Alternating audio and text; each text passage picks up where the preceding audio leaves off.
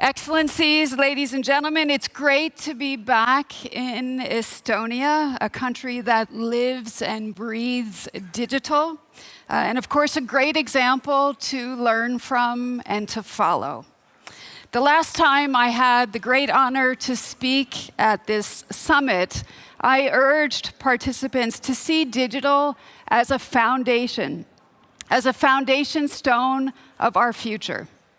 That was 2 years ago, and we were in the midst of this still sort of COVID, kind of post-pandemic, not sure where we were going, and of course at the time no one had seen it coming. I guess it's a bit like AI, generative AI, and a couple of months ago we didn't know how generative AI would change the way we think, the way we plan, and where we're going. It has certainly taken the world by surprise. I think both cases highlight very clearly the dramatic rise, the increasing importance, and of course the very profound effects of digital technologies in our lives. They've also made us question the type of future that we want to build. And this is something that the ITU knows, I think, firsthand. We have been accompanying countries, 193 countries, in their technological journeys since 1985, from the telegraph to the telephone, to the first satellite, to the internet, and to the latest breakthroughs in artificial intelligence. If we've learned anything, I think we've learned very clearly that great innovation opportunities also come with equally formidable challenges. In the message that was shared last week by the co-facilitators of the Global Digital Compact, I think they made it quite clear, and their message was, we need to collectively harness the benefits, and we need to also manage the risks of digitization for all. This is one of the top priorities at the ITU, and of course, we're working closely with the tech envoy, Amandeep, that's here with us, and the Global Digital Compact discussions and other UN digital-related processes. Our objective is simple. We want to harness the power of digital technologies to achieve the Sustainable Development Goals, all 17 of those goals. Why? Because the central promise of the Sustainable Development Goals is to leave no one behind, but yet today, a third of humanity, ladies and gentlemen, have never, ever connected to the internet. So they're being left behind.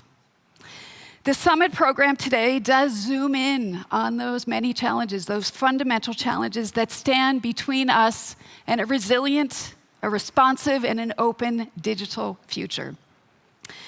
Let me come back to what I just mentioned, which is that a third of humanity is not connected.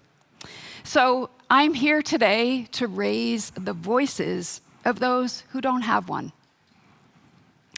Especially when digital is moving so fast, when the climate crisis is being seen in all parts of the world, and when progress towards achieving the SDGs is way, way off track. So, ladies and gentlemen, I want to highlight 3 important elements that need to be included in our efforts as we move forward. First is that we need to make connectivity meaningful. It has to be meaningful. And that means we need to prioritize the development of digital infrastructure in underserved areas and communities, but also prioritizing security, trust, and of course, digital skills. The infrastructure rollout is absolutely fundamental, and I think it's quite exciting to see the amazing developments, the amazing technology developments, be it in terrestrial and mobile fields, and of course, in space-based technologies. Every week, about 50 satellites are going up into space, and that means that getting rural and remote communities and populations connected is actually something that we can achieve. These are topics, of course, that will be discussed at the upcoming World Radio Communications Conference, and I see some of my friends, South African friends, up there. And I know you'll be with us in Dubai as we look at important radio communications issues that will help shape our digital future. I mentioned digital security and trust as paramount for every single country. And of course, that's also something that's actually keeping people offline because people are afraid. They don't want to be hacked. They don't want to be spammed. They don't want to be harassed. And so even when they have the means, we're seeing that this is actually a reason people are not going online. So that means we need to do more. We need to do more in terms of child online protection, in terms of cyber strategies, cyber drills, capacity development, helping countries put in place certs. And that's a space that ITU is certainly ramping up its support to member states. We're also committed to ensuring that emerging technologies like artificial intelligence are developed and deployed in a safe and responsible manner. And I took good note of the incredible conversation that just happened on this panel. In short, meaningful connectivity is the very foundation of digital resilience. And that's also a space where we're working very closely with many partners in this room to support the Ukraine in its telecommunications infrastructure. The second critical element that I would like to mention is that digital transformation has to be sustainable. It has to be sustainable. This is one of ITU's strategic priorities. It's reflected across all of our work, helping to monitor our planet and to develop green technical standards.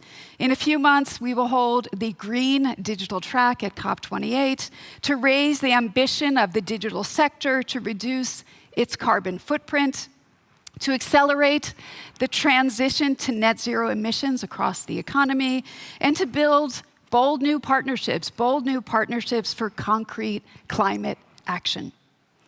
This takes me to my third and final point, and it's about collaboration. Because, ladies and gentlemen, the problems that we face today, the problems that we're seeing around us, are far too big for any one country, any one company, any one organization to tackle on their own.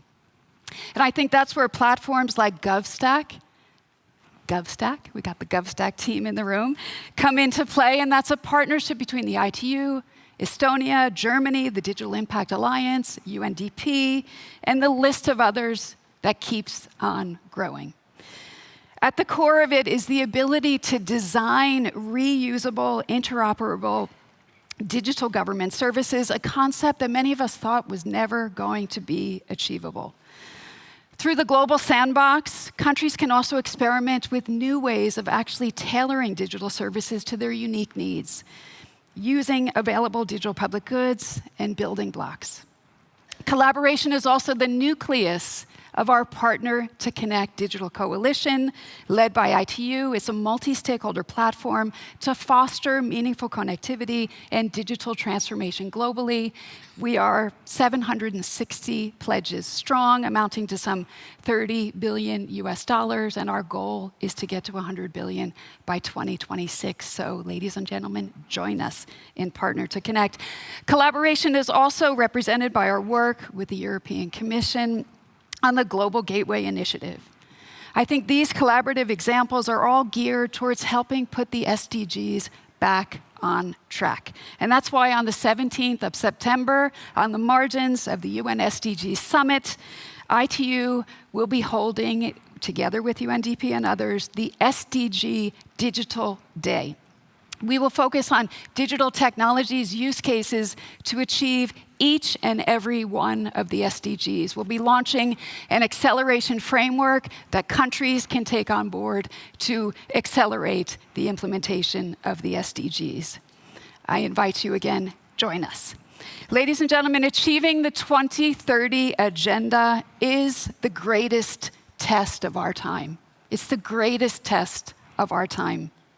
It's also our biggest opportunity to really create lasting, to create inclusive, equitable, open, resilient, and a sustainable digital future for all, the very topic that we're here discussing today. And of course, time is of the essence. So the very choices that we make today will resonate and impact generations to come. I thank you very much. Thank you for the opportunity.